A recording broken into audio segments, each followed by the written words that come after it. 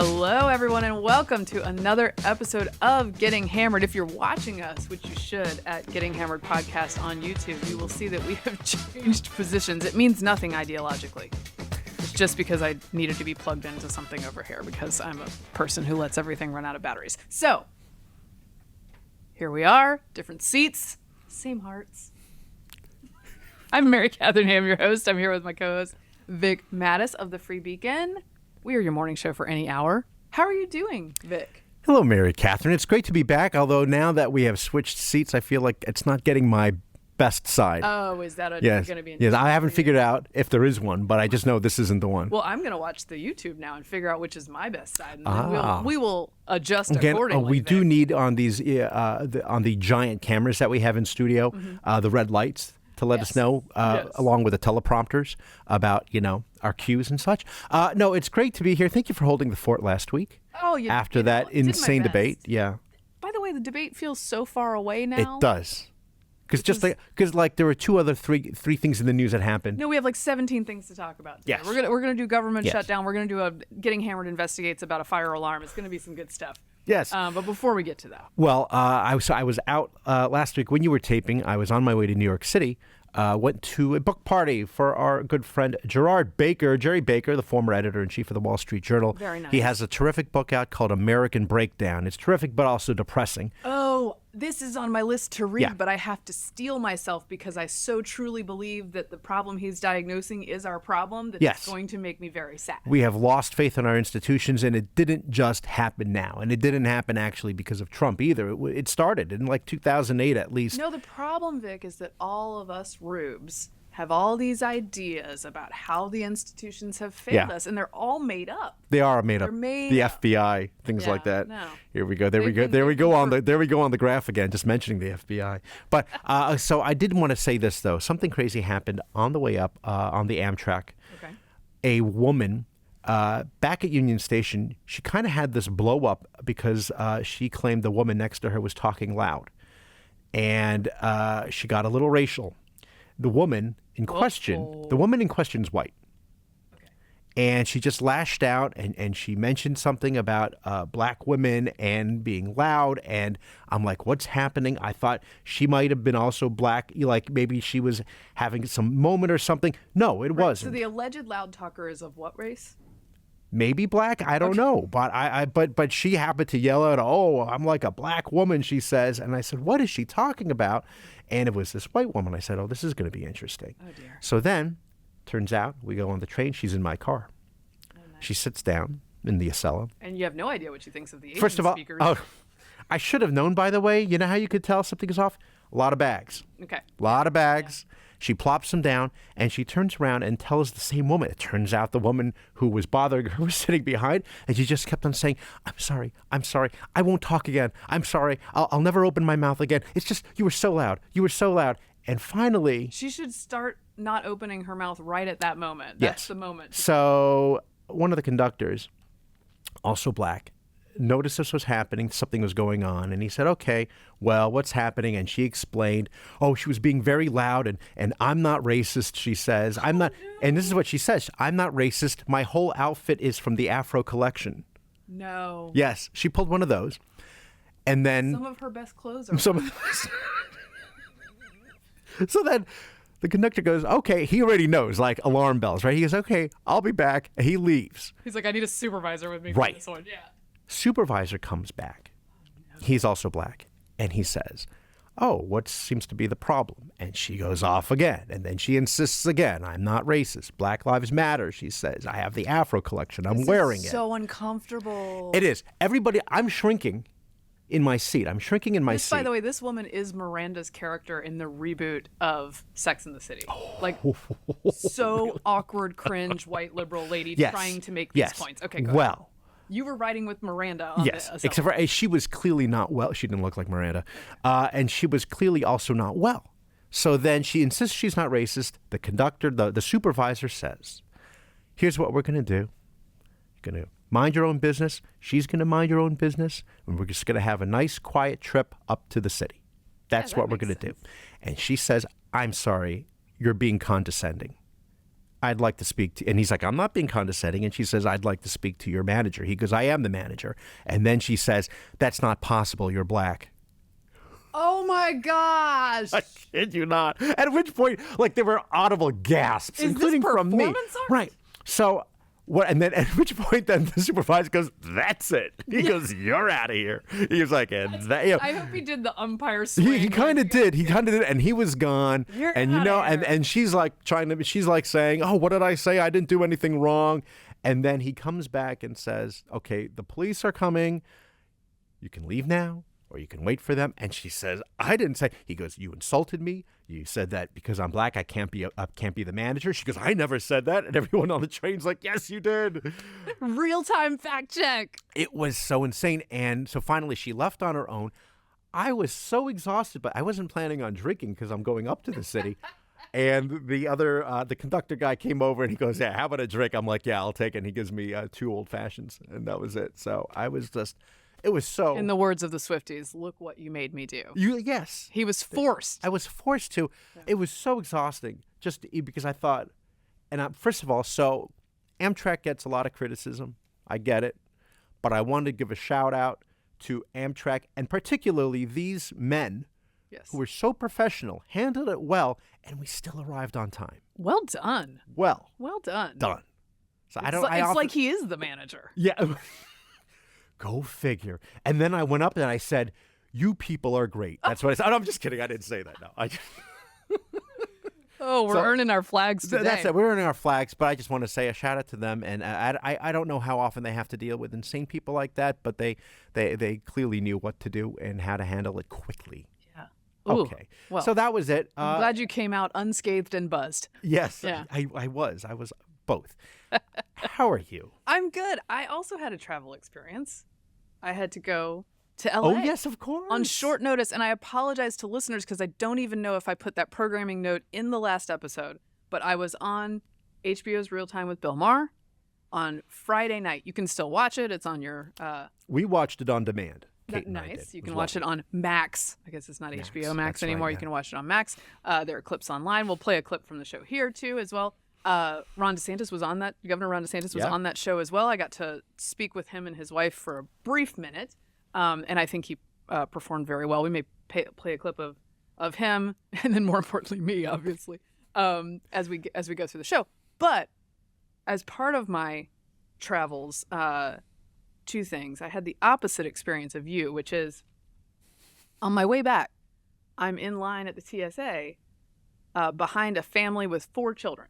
Oh, boy. And 4 children under, I would say, 6. Mm-hmm. 6 down to about a little over 1. And I look over, and I know like all these 4 children are being well behaved, being sweet. The mom is well dressed, and by well dressed I mean like she's got like a belt that matches her flats and some cute jeans and a white button-down shirt, which is a power move for a mom. Like you're flying with 4 kids in a white shirt, okay? So then I realized why as we go through the line. They're amazing.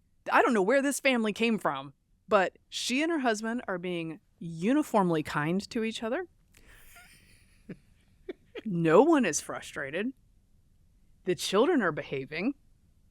I was right in front of them in the security line and handed some bins back to them because I know with 4 children you're going to need 18 bins. Got to get the bins back. Again, uniformly kind to each other throughout the line. She is not pressed one bit. She is just making it happen, speaking kindly to her children, getting everybody through the line. And I thought to myself, this is my goal. I've never flown with 4 children, and I have more of a gap than she does. So my older 2 would be fine and good to go. Yeah, these are all She's within got 4 who need help. Span of, and they're all fine. And I'm like, goals, man, goals. So then a year apart. I'm continuing out of the security area, and I figure out because this supernatural mom goes to the monitor, and I do this with my kids sometimes too, and says, okay, well, this is the gate we're looking for. Yes. And you spot it look up Washington, D.C., and they spot it, and they say the gate. She's on my flight. To L.A.? To back home. And so I notice this, and then I see them at the gate as well. the show continues, guys. These children are amazing. 3 of them are sitting there playing chess on a little portable board. The other one, the toddler, is sweet as she can be, like just hanging out. They're calmly getting their children food. They're still not yelling at each other, the parents, at all. They have evenly distributed their duties, and everything is going smoothly. And before I got on the plane, because when I was a child, this was the most important thing that could happen to us in public, was a stranger congratulating my mother on our behavior. Yes. So I went over to this mother, Good. partly because I want to be friends with this supernatural woman. So if you're listening, hi, I'm on a podcast. Please contact me. But I went over and said, hey, I have 4 kids also, and I have not flown with all 4 of them yet. But when I do, I hope that they are as kind to each other as these 4 guys have been. I'm so glad you went up to her. What did she say? Well, she said, well, they're all going to be on screens when we get on the plane. And I was like, get it, girl. You have made me feel better about this whole situation. That's okay. That's fine. I was like, do what you need to do. Yes. Because they have been amazing. But they have been good up to that point without screens. Oh, she ate That's pizza encouraging. in a white button down. That alone, even without kids, that's Even scary. without kids, that's amazing. I wouldn't do that. So, I want to be friends with her, but on the other hand, would I feel bad about myself if I were friends with her? Maybe so. I thought you were going to say... You got to surround yourself with good people, though, and play up. Yeah, yes. I was worried you were going to say she was going to... Oh, thank you. Yeah, they're all medicated right now or something. No? Okay. Another friend of mine was like, was she on gummies? Right. All right. What about the kids? Okay. Anyway, Well, that's wonderful great. to see. Encouraging. I also had a lovely dinner out in L.A. with Abigail Schreier, the author of Irreversible Damage, and her husband and family. Carol Markowitz and her husband were there, and Dave Rubin. So I had quite a little star-studded right-wing gathering out there.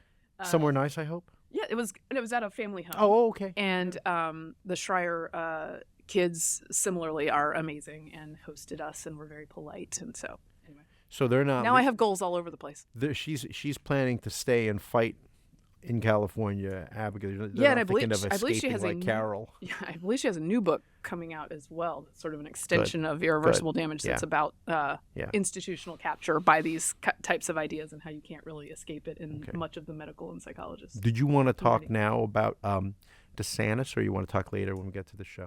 Shall we play a quick clip of him? Yeah, sure. We're going to do some 2020 later, but let's do this. I just want to say that I think, so he came off the debate, he goes to Bill Maher. Bill Maher makes a joke, which is a pretty decent one, about if it were going well, you probably wouldn't be here. Yeah. But I'd like to say that I think it would go well if they were in plenty of those spaces, because he did extremely well. And he's good in a one-on-one. The audience enjoyed him. Yes. And I think we'll play 2 clips. Okay. There's one about cattle that is just a very governor moment. Any governor of any state can pull these stats, but particularly I feel like this is DeSantis' strength to just pull this stat, and he gets a great reaction from Maher, who has a great comic sense, and the audience. So we'll play that one first.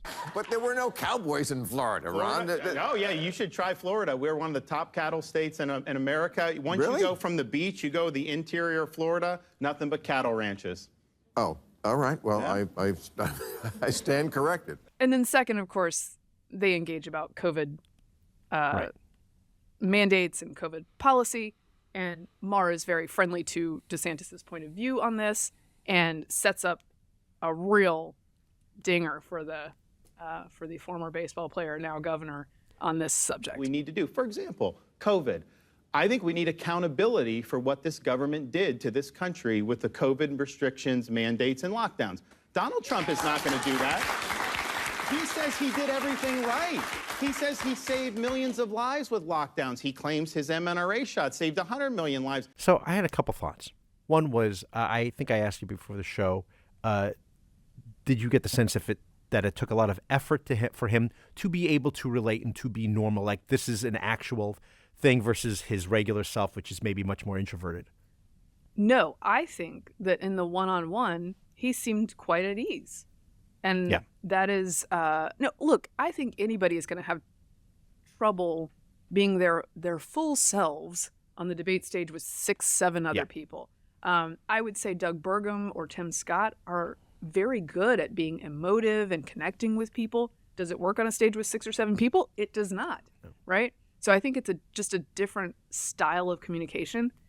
And DeSantis has the advantage of, in these one-on-ones, being very good when someone agrees with him and also being good when someone contests his point of view. He fact-checked him. He fact-checked Maher in real time several times while he's out there. I did appreciate, by the way, going back to the line about the cattle in Florida, I appreciate that because I did not know that. And as a New Jerseyan, if you go through southern Jersey, we have what may be the longest-running rodeo in the country now.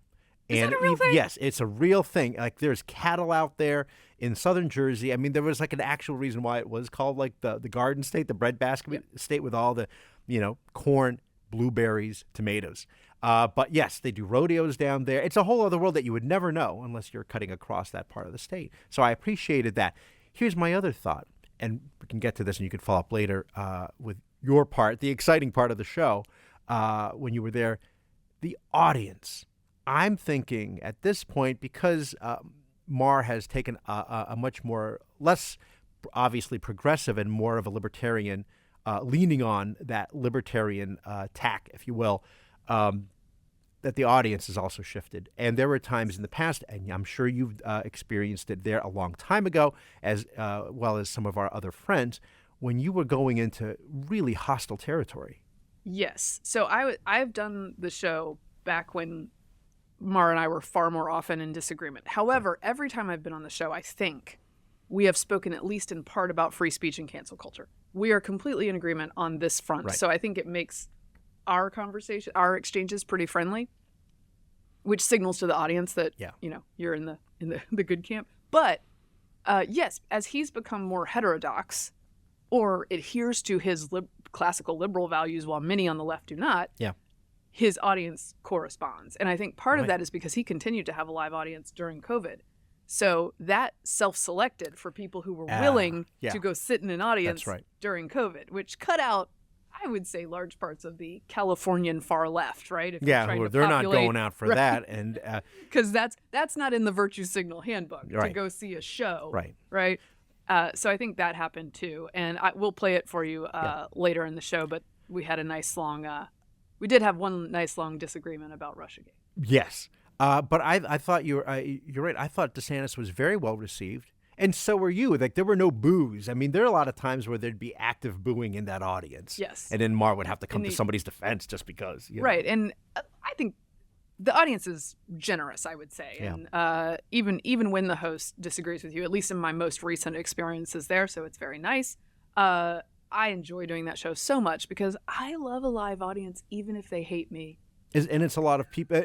No, you feed off that, but it was even more. But you got a lot of claps, and it's a fairly large size audience for I would as say far as about studios 100 go. people, probably something like that.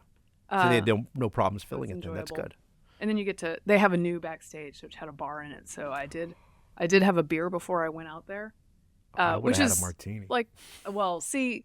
The alcohol intake has to be very careful before the show, just right? enough to loosen. Just a little. So I had like 3/4 of a beer because I know what that's going to do. Yeah. I don't know how strong a drink is going to be do you made have to by make this your own particular drink, bartender. or do you have to make your own drink, or is there a bartender? There's a bartender. Oh, man. Yeah. It's a nice guy. So I have a beer. I did notice right before I went on stage that I was starting to burp a little bit. Oh, right. And I was like, ooh. But here's what you got to do. I'm a veteran, guys. I'm a veteran of live TV. I was like, well, let's think of a joke in case this happens on stage. So if I had burped on stage, I was just going to be like, well, Bill, I guess I should have smoked weed with you instead of drunk a beer before the show. Very good. It's almost worth burping. I know. It did not come to pass. I'm glad. Okay. Shall we move on to the actual news? Okay, here we go.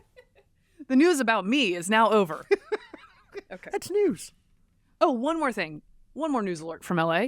I went to a soccer game to watch my little 4-year-old niece play. Did she just turn 5? Oh. Shh, don't worry about it, guys. The important thing is I went to go watch her play a little peewee soccer game.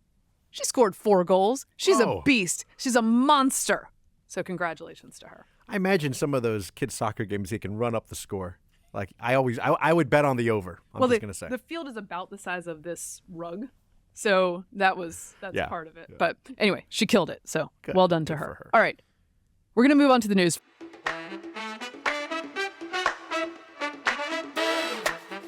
first, I want to do a quick update on something we've talked about in the past, and it's good news before we delve into all the institutions we distrust and are terrible. IRS contractor is charged in leak of Trump tax returns, thousands of wealthy Americans' records.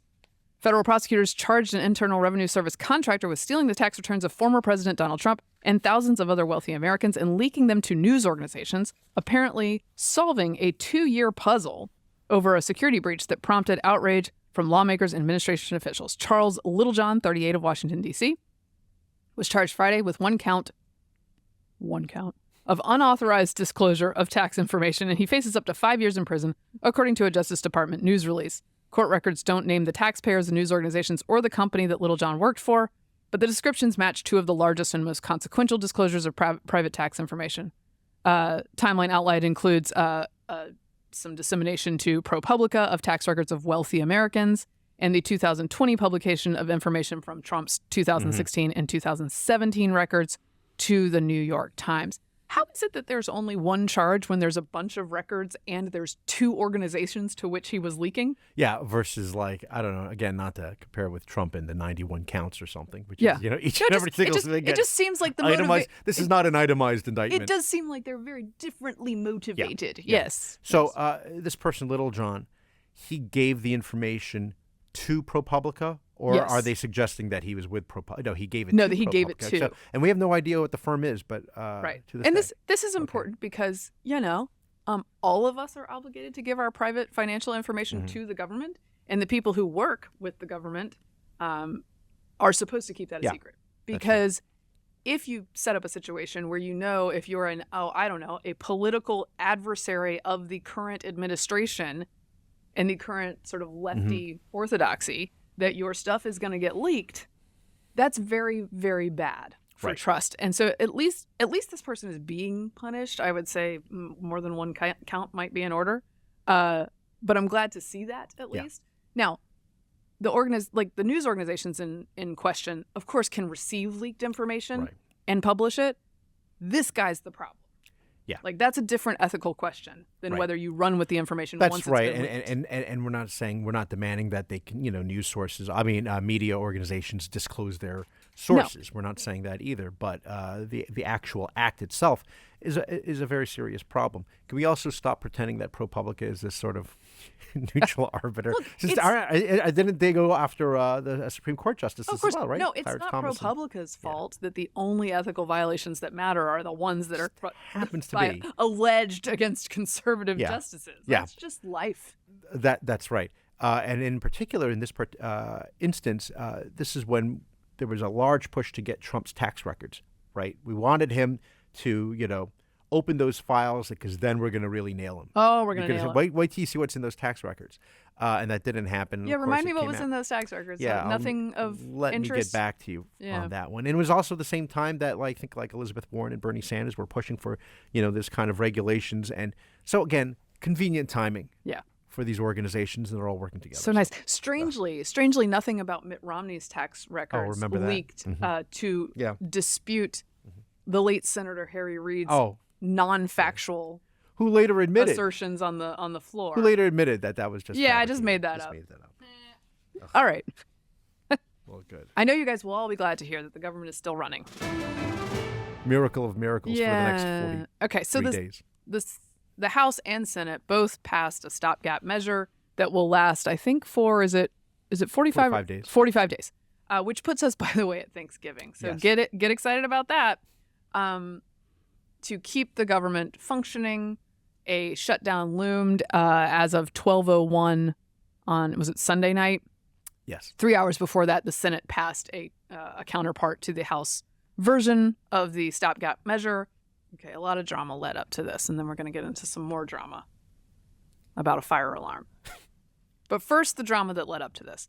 There are, of course, 2 factions in the House Republicans. House Republicans have a very small majority in the House, which means they have to stick together if they want any leverage to change anything about government funding during this fight. Yeah, Kevin McCarthy cannot afford to lose more than 4 votes.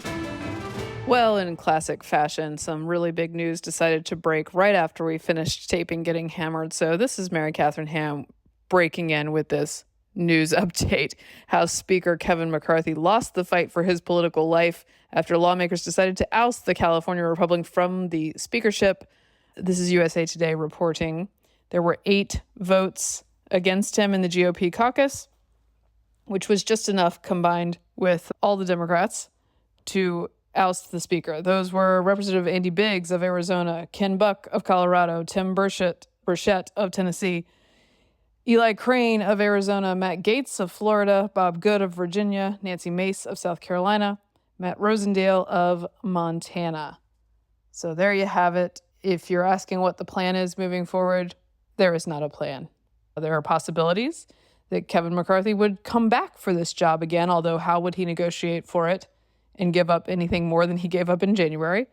That there's a second person, although this caucus of 8 appears to have no choices for that position. And they have made it a much less desirable job than it already was, which was not very desirable. We'll see what happens. That's where we are. It was a confluence of dysfunction. And frankly, Gaetz and those who voted with him have set the stage for all the things they're complaining about, such as not having regular order and not having 12 appropriations bills because they wouldn't vote for the rules to get the appropriations bills to the floor. And then after that happens, they go, you, Speaker McCarthy, didn't get the bills to the floor. We didn't get our regular order. Well, if you set up that conclusion and then complain about it, sure. So here we go. The press is predisposed to blame any shutdown or any threat thereof only on Republicans, not all on Democrats. Although, interestingly, the polling showed that perhaps voters were willing to look at Democrats as part of the problem. However, the Matt Gaetz faction, which, by the way, I'm giving him a small victory by even calling it that, because that's what he wants. He wants attention, and now he's got it, scuttled a version of the House stopgap measure that would have cut spending across the board by as much as 30%. Yes, it was a more conservative CR. And had border security in it. They said, nah, no to that, thank you. There were 6 remaining Republicans who would not get on board for that one. Right. So what happened? Well, they had to make a strategy turn. And the strategy turn was, well, if you guys won't help us to get this across the line to give, by the way, the Senate wouldn't have passed that version, but the Senate might have had to compromise with a little bit less spending or a little more border security. That chance was out the window last week when they opposed it. So McCarthy says, all right, well, now I have to partner and do this bipartisanly, and so it's going to look different. So they pass a stopgap measure that doesn't have spending cuts in it. Victory? For Gaetz? Well, he managed to secure several Democratic votes in order to get them over the line.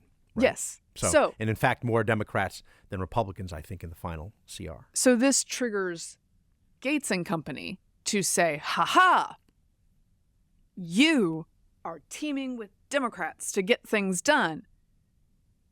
The reason he's teaming with Democrats to get stuff done is because you guys wouldn't help him to get the thing done that was more conservative than the thing he got done with the Democrats. Okay, so there's that. At which point Gaetz says, now we're going to get rid of you as Speaker. How are we going to do that? Well, I'm going to have to team with all of the Democrats to oust you. Yeah. But see, I'm teaming with Democrats for the right reason. Once again, it's for the right reason. So it's not that, there's no hypocrisy here. No. It's really apples and oranges.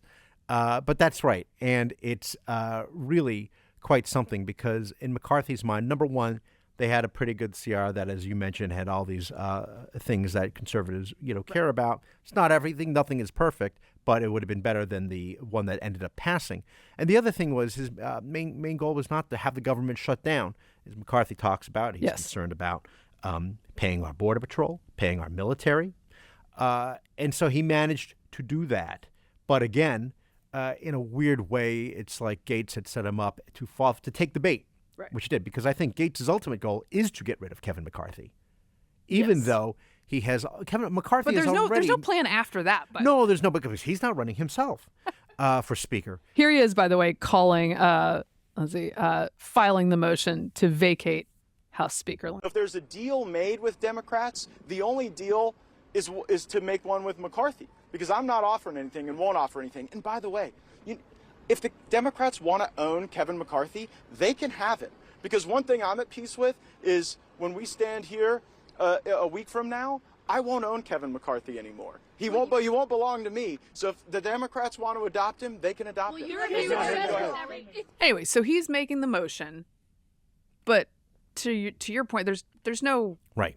plan after that. He is outraged that he's no longer our speaker because he is currying favor and making these backroom deals, as he says, with the Democrats. He's going across to get this sort of reaching across the aisle to get the help of Democrats to push through their agenda instead of our agenda, which, as you mentioned, has led Gaetz to then say, I need to reach across the aisle to work with, Pramila Jayapal. Right. And Alexandria Ocasio-Cortez. Oh, yeah, she agreed to join up, right? I believe They're we have upset. sound of that. Do you think that there will be any Democrats that might vote to save McCarthy? I mean, I certainly don't think that we would expect to see that unless there's a real conversation between the Republican and Democratic caucuses and Republican and Democratic leadership about what that would mean. But I don't think we give up votes for free.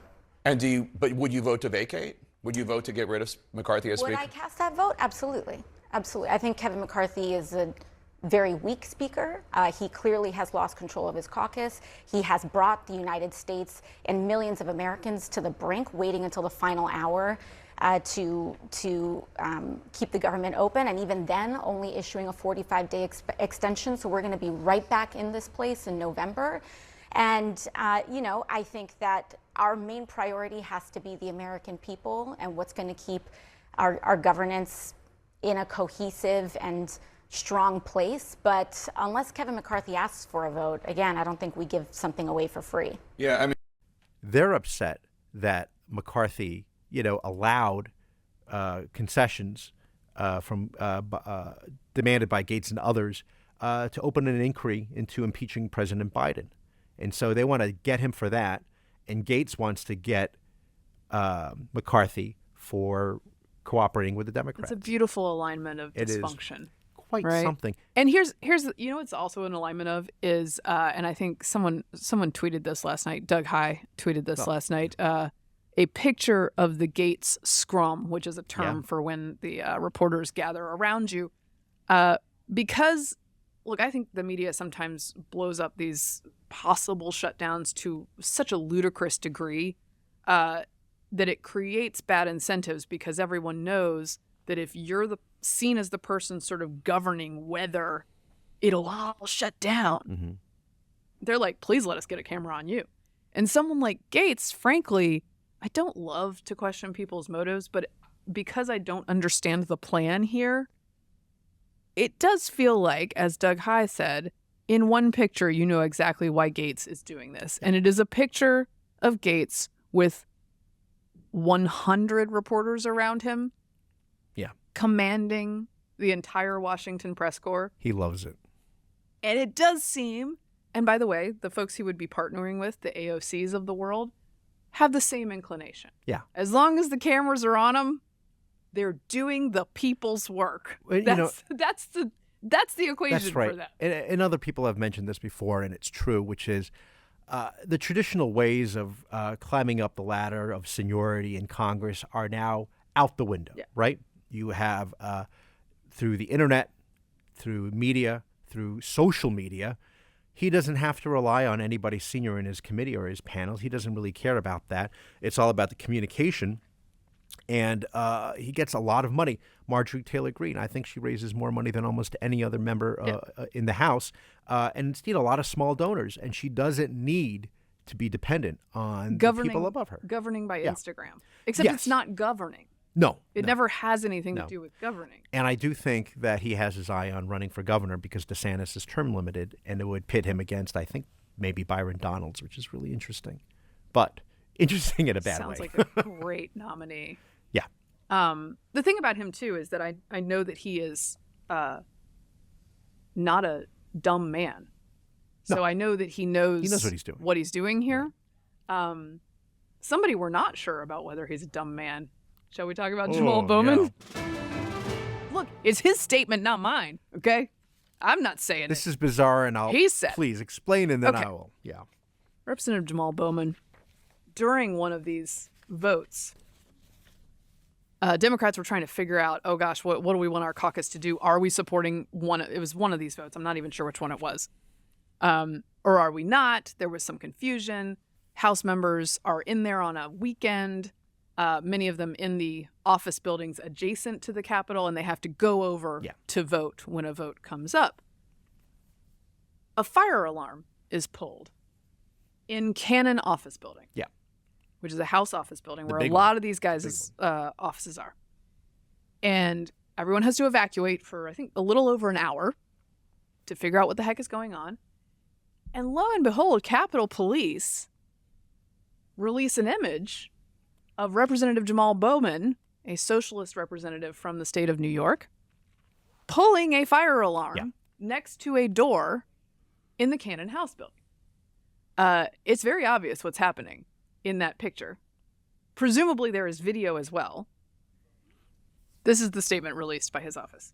I want to personally clear up confusion surrounding today's events. Today, as I was rushing to make a vote, I came to a door that is usually open for votes, but today would not open. I am embarrassed to admit that I had activated the fire alarm, mistakenly thinking it would open the door. I regret this and sincerely apologize for any confusion this caused. He goes on to claim it was not an attempt to delay the vote, which is the allegation from some who can look at a picture and see what they're seeing and understand what the consequences of that are. But he says he wasn't trying to do that. He was just trying to get out of that door. At least one, I believe it's an NBC anchor, just straight up parrots that and says, well, I guess we have our answer. We have a nothing else to see here. Last thing I want to mention, and then we're going to take a quick break. There was a mention of Jamaal Bowman, Congressman Jamaal Bowman, and the pulling of some sort of fire alarm. And I just want to read for you some of the reporting so you understand what actually went on there. There were some reports that began to emerge about Representative Bowman, who was seen pulling some sort of fire alarm in the Cannon House office building earlier today. We got a statement on that saying Congressman Bowman did not realize he would trigger a building alarm as he was rushing to make an urgent vote. The congressman regrets any confusion, just to clarify some things on that, because I know there was likely some folks kind of scratching their heads wondering what it was they were asking Speaker McCarthy about. What do you think about this, Vic? Okay, so, I interned at the Cannon House office building for my congressman. We have insider information. Insider information. Let me tell you something. It's a maze, right? It's labyrinthine, as they say, right? And it's all connected underground as well. And it can be very confusing. This is not his first day. This is not orientation for the freshman congressman. Okay, that's the first thing. The second thing is, when I first heard the news, I thought he accidentally pushed the door and the alarm sounded. Right. And sometimes doors do have signs, but I ignore the sign. You just get out anyway. So this happens in stores and restaurants sometimes, and it's kind of embarrassing. And as soon as the door closes, the alarm stops. Okay, fine, whatever. I said, maybe that happened. No. And then I see the screenshot. And he's actually pulling the fire alarm on the wall, not connected to the door, which, by the way, those doors have very large signs. And so he says that those doors are usually open. Are they usually open? Because they had very large signs saying if you open this door, the alarm will sound. And yet he's not even doing that at first. He does both, obviously, to get out. A couple things, because one part of this is, and we have to, because this is what we're doing, and this is the conversation. We're getting dragged into a discussion of really weighing the evidence as to whether no grown-ass adult looks at a fire alarm and doesn't know what it's going to do. He's also a former school principal. Yeah, so just let's put that out there. Mm-hmm. It is an insult to everyone's intelligence that he's even attempting to say anything. You're else. Saying that he should have known that a lever that says fire and you pull it would actually set off an alarm, a red square thing with the white lever that would set it off. There's literally not a functioning adult in this country who doesn't know exactly what's going to happen when you pull that thing. Yeah, again, this is not like Indiana Jones and the Temple of Doom where there's a fulcrum release. You got to reach in there. That's got to open the door. But no, because he's a Democrat, everyone starts using the jeweler's tool to look at the video and Zapruder everything and decide that this is far more complex, and that how could he possibly have known not to pull a fire alarm, which leads to something that should embarrass the congressman perhaps even more than his idiot move to pull the fire alarm, which is Marjorie Taylor Greene has a little tutorial for him. Oh. Hi everyone, we're at the infamous door where Jamaal Bowman claims he had to pull a fire alarm to get out. Now these doors are open on weekdays. Every member of Congress knows that, everybody that works here knows that. But on Saturdays and Sundays, they are locked, and only certain doors are open on Saturdays and Sundays. Now come on over here. This right here is a fire alarm. Nowhere does it say, pull the fire alarm to open the exit door. Doesn't say that, and I think ex-middle school principals know better. Let me show you how we go when we need to go vote. I know this because my office is in here in Keenan Building. Come on, go this way.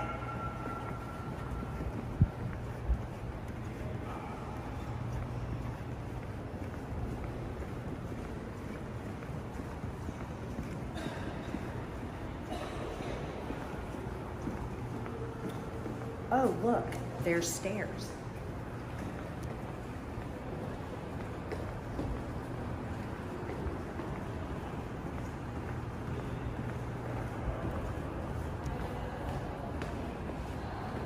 By the way, we had to use the stairs to evacuate the Keenan Building after Jamaal Bowman pulled the fire alarm.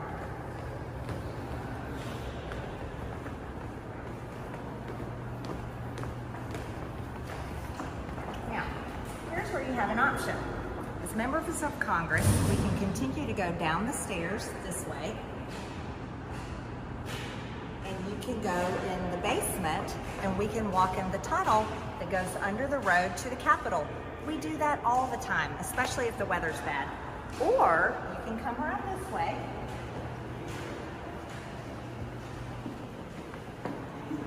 See where that says exit?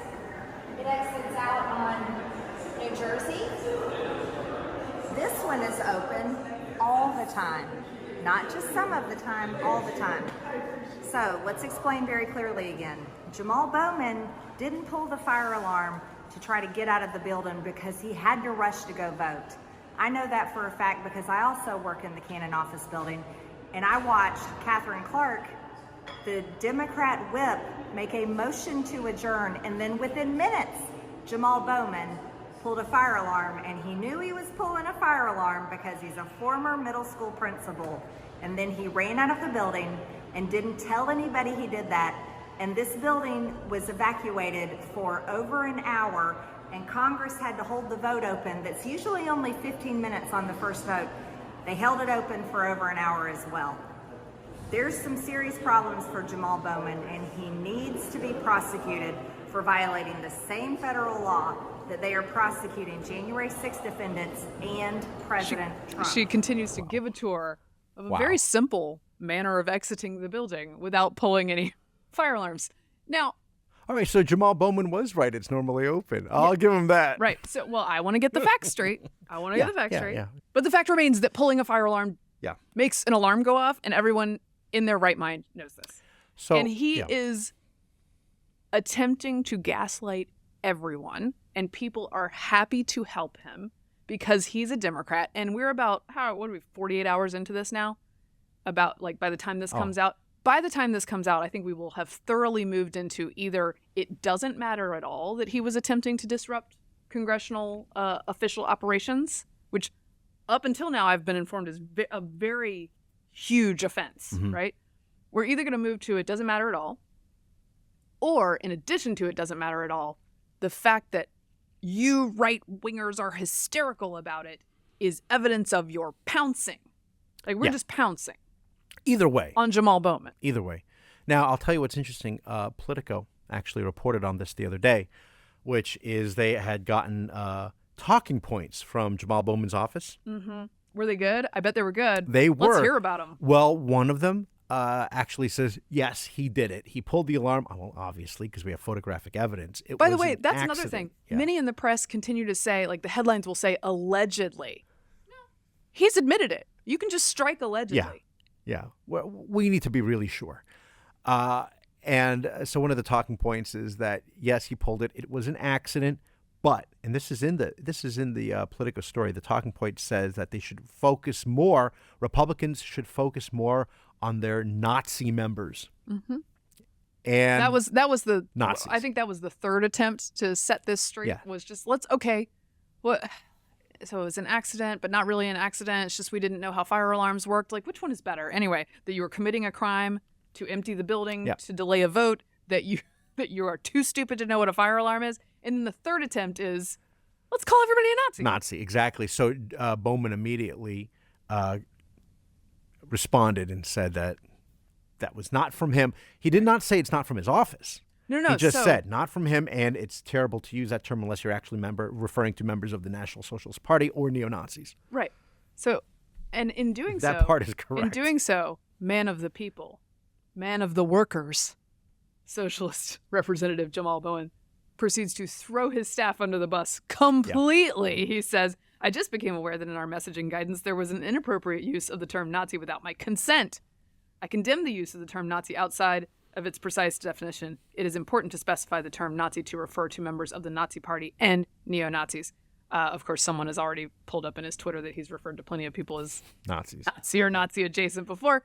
But no matter. No, he said it didn't come from him, then it didn't come from him. I do. Again, Move on. There is a problem of trust with institutions because when a Democrat does this, it doesn't matter.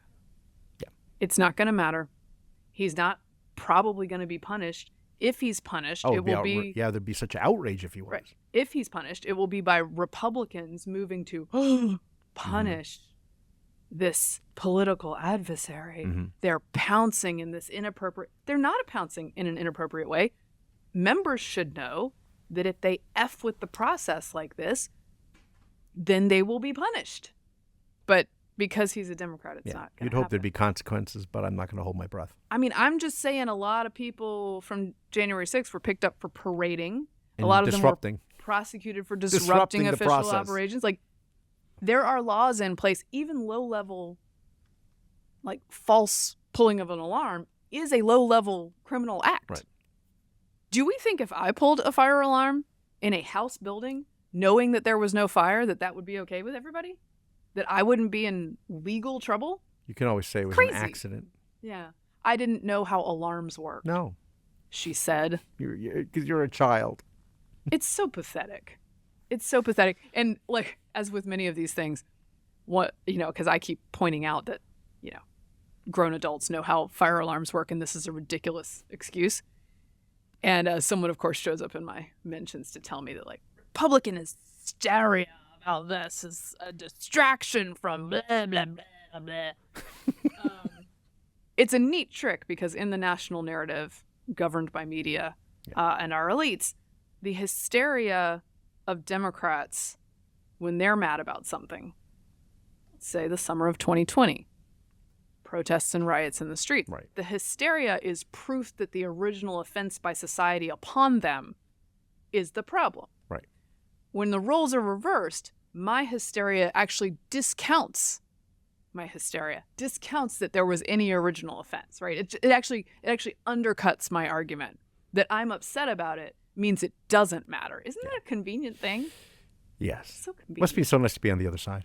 Dude, can you imagine being a Democratic press secretary? I've heard, this is not an original line, but someone in Bowman's office handed that statement to NBC, and NBC was like, yeah, sounds legit. Sounds legit. Yeah, Stop lying. Stop lying. That's it. We all know you're lying. Are we done with him?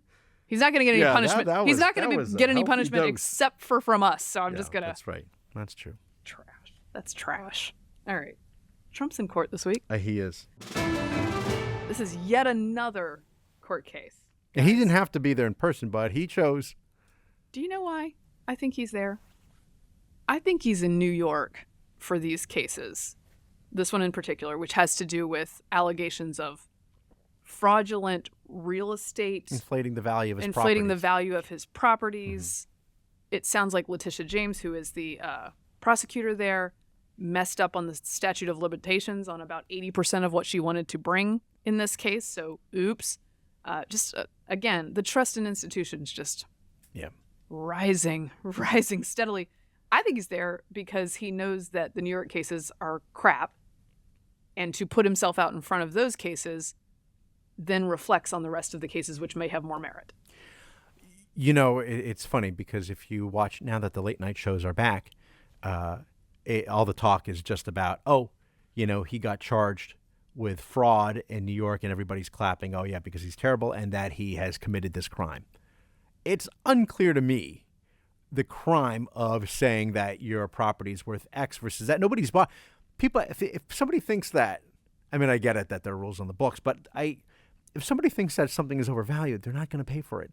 And usually they pay for whatever the market value is. If the market demands it, then it does. And if it doesn't, it doesn't. Case in point, we get these county assessments, right?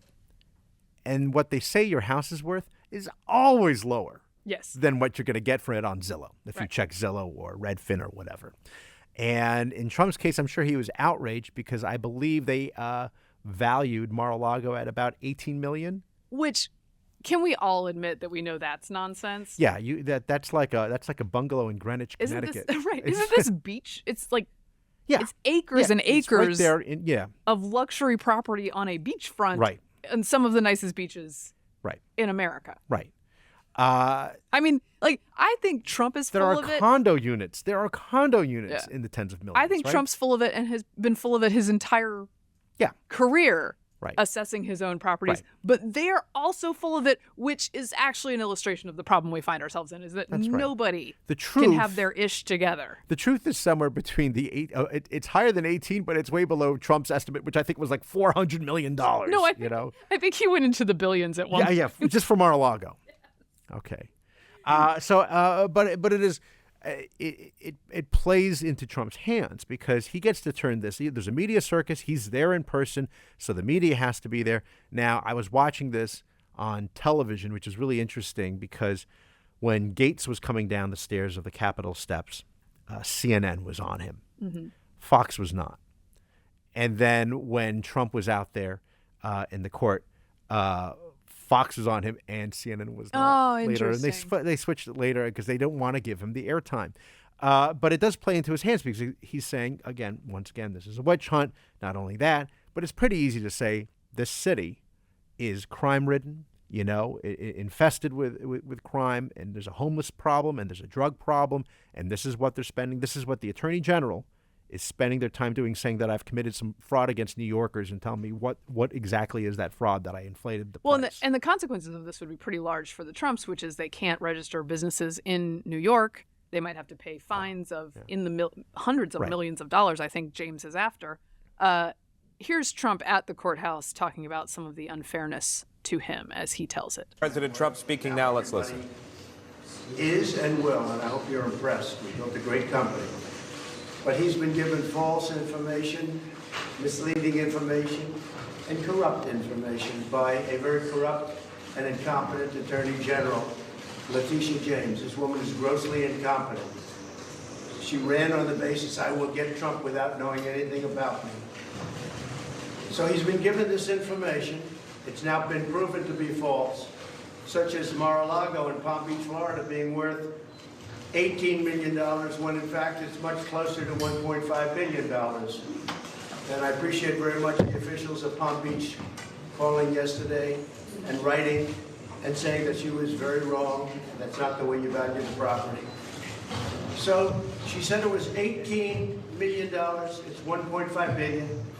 Likewise, we've just recently sold 2 properties for many times what they were worth, in the financial statements.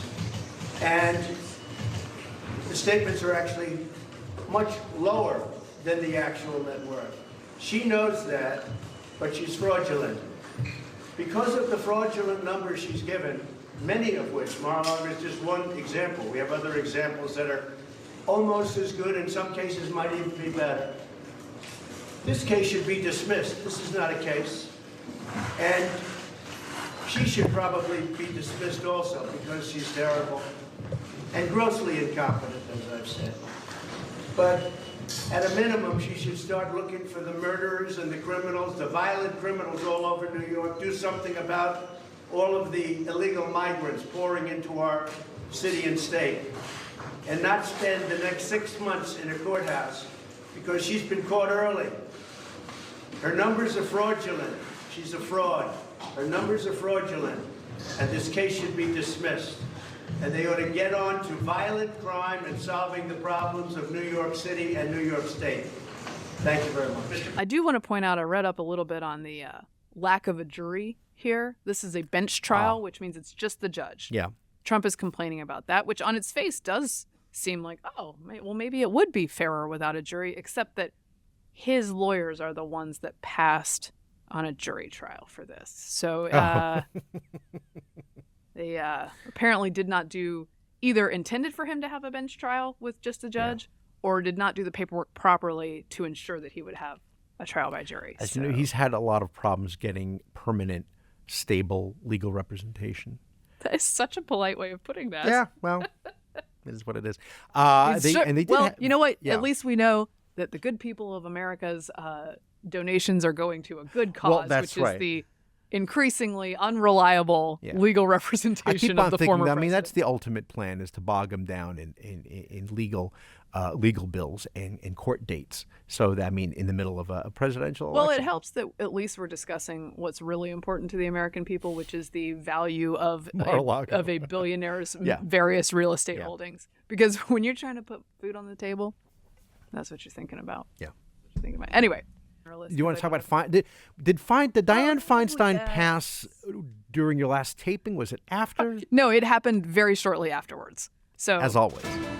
So Senator Dianne Feinstein passed away last week, probably as I was taping this show, and she has since been replaced with an interim appointment. Before we get to that, do you have any thoughts on Feinstein herself? Obviously a groundbreaker in many ways, who stayed until she was 90 years old. Yeah. There was lots of discussion about perhaps she should not stay in office this long, because perhaps she is not the one running things there. In some ways, you do want to retire when you're at the top of your game, and people will always, poems have been written about this, but retire at the top of your game and people will remember you at that moment, right? Which she did not do, because she stayed forever.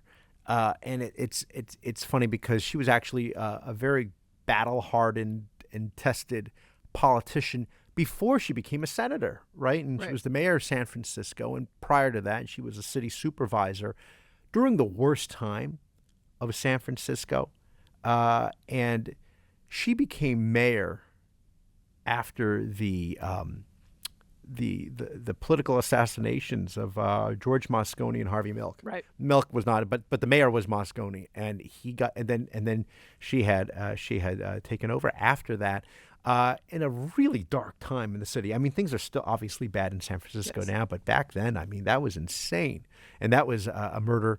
I ended up watching through clips of Sean Penn and Harvey Milk, not because, I mean, I'm just curious who played. I didn't realize Josh Brolin played Dan White. Right. And anyway, and it was like this, politicians murdering politicians. That was, and then she had come in, and that was a dirty election as well. And also, it was such a dark time, and there's this book, Season of the Witch. Mm-hmm. Everyone says it's an amazing book, but Jim Jones was connected to that in the People's Temple.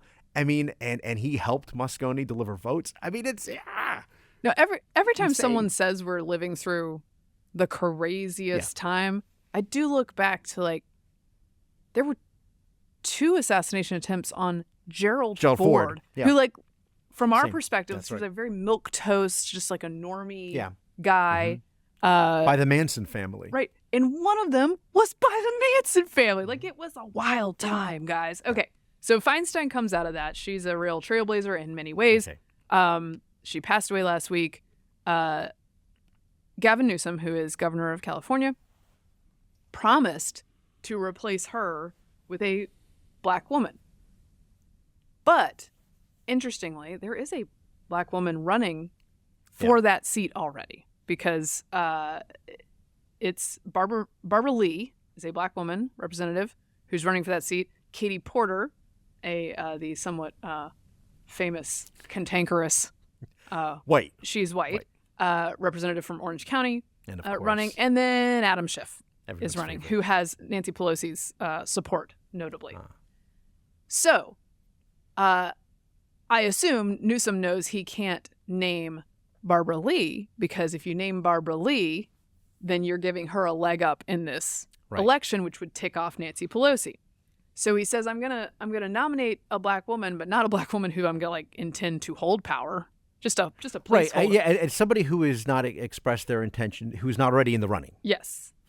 So he picks LaFonza Butler, who is leadership at Emily's List, which is a very wonderful organization, very moneyed pro-choice organization that puts candidates in office who do not support any limitations on abortion. That's their key issue. And honestly, it's the signature issue of the leadership of the Democratic Party at this point, particularly in California. And they bring in a ton of money. Yeah. So Gavin Newsom picks LaFonza Butler. What's the catch, Vic? Well, he actually, there's two things. One, he actually didn't say after appointing her that there would be a rule that she's not allowed to run. Right. So she could very well decide to run. The other thing is, at the moment, she is not actually from California. She's not from. I don't know if she's originally from there. She's living in Maryland. So they're going to bring her back. All of her filings say Maryland. Mm-hmm. She's just a lobbyist who lives in Maryland, but guys. She's also making history as our first black lesbian United States senator. And no doubt, openly, Karine Jean-Pierre is over here like, wait, I'm an immigrant. Like you could have picked me, and you would have had more boxes That's checked. actually not a bad thought. This also, by the way, we could use her out of that position. That's for sure. And again, to go back to your appearance on Real Time, your co-panelist Sam Harris actually mentioned this in his right, and we all agree, which is they're checking off these boxes, and it's so demeaning to the people they select because they're saying, first and you can't say this because you can get in trouble for this. And I believe it was Ilya Shapiro who got in trouble for this with Ketanji Brown Jackson, the Supreme Court, by criticizing the idea that, my first and foremost priority is to pick somebody who is qualified for this job and who is a great intellectual giant who just happens to be a minority X, Y, or Z. And instead, you're just saying, first and foremost, black female, or in this case, black female lesbian, handicapped Muslim. Yeah. Sorry. I'm just kidding. So it's very intersectional. Does that move me? Did that move us on the charts lower? I think we're now below the X. It's an intersectional enterprise. No. Yeah, no, it's insane. And so Harris surprised me actually by being very straightforward about his thoughts on this, and I appreciated that he just and it's true. Like, if you're qualified by your actual qualifications outside of your race and sex, then it's insulting because it looks like to everyone you've been chosen because of the color of your skin. If you're not qualified, that's also embarrassing. That's going to be embarrassing. Right? Either way, nobody wants to be thought. At least I'd like to think that nobody wants to be thought of as, the only reason why, the main reason why I'm here is because of something I have actual no control over. How many black women live in California? It's got to be a lot. Yeah, like instead they pick the one in Maryland. I know at least Karen Bass is the mayor of L.A. Emily's List. But this, by the way, Newsom wants Emily's List in his pocket. Yeah, that's right. What's happening, right? But so there was a theory that was going around, and I thought it was a really great one, a terrifying but great one, which was he would appoint Kamala Harris to be the senator, thereby opening up the slot for him to be the running mate, with the promise that in return, assuming that Newsom would then become president at some point in the next 4 or 5 years, that he would appoint Kamala Harris to the Supreme Court when there's a vacancy, probably Clarence Thomas. So this is at which point I leave the country. That's a real downgrade. That is, and and Eisenhower did this with Earl Warren, right, to secure, my understanding, the endorsement of Warren, who was the governor of California, and he became Chief Justice. So why not something like this? But I guess this didn't happen. It happened so fast. She's also making history as the first Maryland resident to become a California senator. So now, technically, he's allowed to appoint her. She only has to move to California before such time as she takes office. But if she were running, it would be slightly different. But let's be serious. Nobody cares about resident rules unless the media decides that the candidate is disfavored. So in the case of Herschel Walker, it matters a great deal. Oh. In the case of this woman, it will not matter at all. That's how that works. Do we see a theme? Okay. I have one more silly story to talk Give about it before to me. we we're gonna play a little clip of me from real time as well. Good. But before we get to that, the potentially tragic story of Tux the Cat in Texas, I believe, came to I think this was in Austin, came to a glorious conclusion, a happy conclusion this week. What happened? Okay, Tux the Cat and his owner were taking a lift, and they were going to the vet, and I think they were coming home from the vet. And the owner got out of one side of the back of the car and walked around to the other side to pick up the cat in its carrier from the passenger side floorboard, and the car drove away. Oh. With the cat in it. So Tux the Cat goes on an adventure without his owner. The poor owner, of course, like dismayed. And the driver doesn't hear the owner's No, like, hey, dismayed, my cat. Is texting the driver, is calling the driver, is getting nothing related to the cat. So he goes public on Twitter to say, hey, Lyft, like, you guys really need to help me out. He's also contacting Lyft customer service. Now, this is where Lyft got into trouble because, now I should say that, as I said, the cat is safe. The cat was recovered. Tux is okay. Oh, my goodness. Lyft got in trouble because it responded in the normal channels of customer service before it realized this was a more serious matter that was going viral online. So he gets sort of a canned response that's like, hey, we're working on this. You're going to get like a $20 refund for your lost item or something. Wow. To which he understandably takes offense and posts this online and says, look, I don't really care about the $20 Lyft. Can you please help me find my cat? Right. This guy is not responding to me. Lyft then realizes, and the CEO's on the chain now saying, oh, we will work behind the scenes. And they do work behind the scenes very hard to get in touch with this guy. By the time they get in touch with the guy, cat's not in the car anymore, apparently. So they continue to try to track where the driver went, where this cat could have gone. And eventually he was recovered, and Lyft is offering to pay the vet bills for the cat to fix this PR problem that it caused for itself in the first place. Gosh, I thought you were going to tell me that the driver went with the cat to a Chinese restaurant. Well, Sorry. I can say that. He's allowed to I'm make allowed that to. joke. Come on, I'm kidding. I love You gotta Chinese. watch the video. I love Chinese food. Okay. So he's safe. It did. I think it took 2 days to resolve this. So I don't know what kind of adventures my boy went on. I hope Tux had a good That's time. insane. I would have been devastated. Yes. Thank you, Mary Katharine. It's enough to give you pause. Yes. Thank you. But you can only see it. Why is it so funny? You have to watch the video for that. You only see this on YouTube. That joke only works on YouTube. I think we'll get banned for that joke, really? not the Chinese food joke. Yeah. All right. And we're closing up the show. Oh, yes. With what else? Me. Okay. On the show, on Real Time, I was trying to make a broader point about why people accept certain behaviors from Trump and will vote for him despite indictments. And it's because the original sin, as I've said many times on this show, was that Russiagate was a hoax. For real, funded by Hillary Clinton, totally fake. And that's a problem because now when you bring real things, people think that those are fake as well. Same with the New York cases, which are largely fake. Okay. They were not on the same page with me on that. So this is the debate that we had about Russiagate in 2023 on the set. And honestly, the audience chimed in for me occasionally, chimed in for them occasionally. It was a civil discussion, but I was surprised we were having it. The original sin from both media and the intelligence agencies and federal law enforcement is the Russiagate stuff. And the reason that so many in the party, and I'm here as the translator because I'm not one of them, but so many in the party accept so much of Donald Trump's behavior is because the Russia stuff was a lie. No, it wasn't. Well, it wasn't all a lie. Yes, it's not all a lie. You guys have been are you guys going to do a Steele dossier on me? No. Well, some of the Steele dossier was true. Okay, this... Like, we did Mueller report for 3 years. Yes, and Mueller never said he was innocent. And the whole time, I'm like, guys, I don't think he's a Russian plant.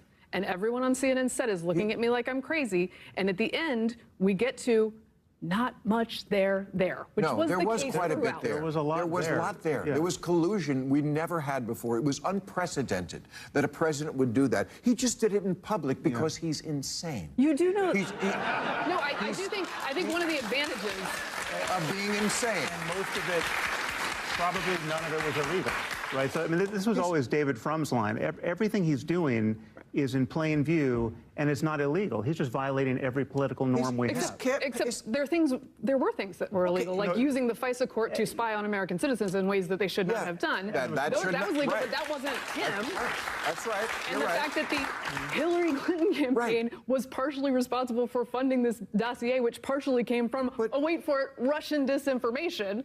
It was, and it started this cycle of media circle jerk, and then we had 4 years of that. It's not exactly everything they said it was, but it's not nothing. The standard of evidence used for the Russia thing for 3-4 years versus the standard of evidence used now in media for Biden and Hunter Biden's shenanigans and fairly obvious influence peddling is worlds apart.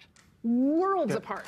And I would just like, and voters deserve fairness in how these two people are treated. They do not get it, and they sometimes don't get it from law enforcement. And here's the problem. A bunch of people, including in the justice system, looked at Trump and said, he's going to bust all the norms. And you know what we need to do?